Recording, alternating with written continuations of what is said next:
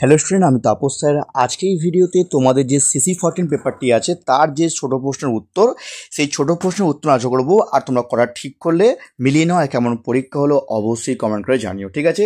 তো দেখো, তোমাদের CC14 এর প্রথম প্রশ্ন, কবে ইয়াল্টার সম্মেলন অনুষ্ঠিত হয়েছিল? এটা আমার লাস্ট মিনিট সাজেশনে ছিল। 1945 সালে ফুলটন বক্তৃতা কে দিয়েছিলেন? Winston Churchill. ওয়ার্স চুক্তি কবে স্বাক্ষরিত হয়েছিল? এটাও তোমাদের কিন্তু আমি সাজেশন দিয়েছিলাম 1955 সালে। ন্যাটোর সদর দপ্তর কোথায় অবস্থিত? এটা আমি তোমাদের দিইনি, বেলজিয়ামের ব্যাসেলসে এটা, ঠিক আছে?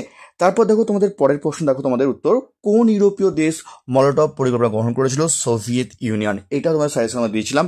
কবে ইসরায়েল রাষ্ট্রের প্রতিষ্ঠা হয়? 1948 সালে। এটা তোমরা দিয়েছিলাম। কমেকনের পুরো কথা কি? Council for mutual economic assistance, ঠিক আছে? সুয়েজ সংকটের সময় মিশরের রাষ্ট্রপতি কে ছিলেন? এটা তোমরা দিয়েছিলাম গামাল নাসের, ঠিক আছে? মিশর রাষ্ট্রপতি গামাল নাসের, ঠিক আছে? তারপর দেখো তোমাদের কিউবা সংকট কবে দেখা যাচ্ছিল? 1962 সালে। তোমরা এটাও তোমরা করেছি। ভিয়েতনাম মুক্তিযুদ্ধের নেতা কে ছিলেন? হোচিমিনি। এটা তোমাদের করানো। কোন দেশের বিরুদ্ধে আলজেরিয়া মুক্তির সংগ্রাম সংগঠিত হয়েছিল? ফ্রান্সের বিরুদ্ধে। ইয়ম কিপুর যুদ্ধে কাদের মধ্যে হয়েছিল? এটা তোমাদের দেওয়া ছিল। মিশর ও সিরিয়ার নেতৃত্বাধীন জোটের সঙ্গে ইসরায়েলের হয়েছিল, ঠিক আছে? 1989 ভেলভেট বিপ্লব কোথায় হয়েছিল? এটা তোমাদের একটু অন্যরকম প্রশ্ন তোমার দিয়েছে। এটার উত্তর হচ্ছে আমাদের হচ্ছে চেকোস্লোভাকিয়াতে।